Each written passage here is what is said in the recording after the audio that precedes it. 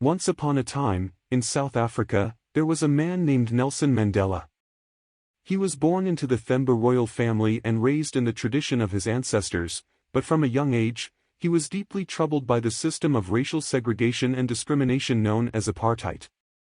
Mandela studied law, and became active in the anti-apartheid movement. He joined the African National Congress (ANC), and quickly rose through the ranks. He advocated for peaceful resistance and non-violence, but when the government refused to reform, he and others in the ANC began to plan for armed struggle. Mandela was arrested in 1962 and charged with sabotage and conspiracy to overthrow the government.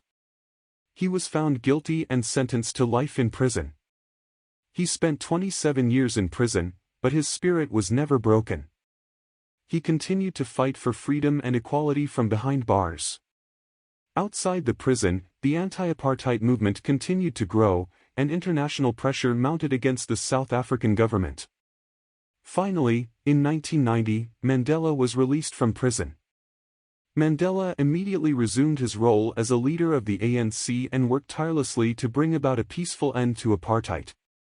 His efforts were successful, and in 1994, the first democratic elections were held in South Africa, with Mandela as the president of the newly democratic South Africa.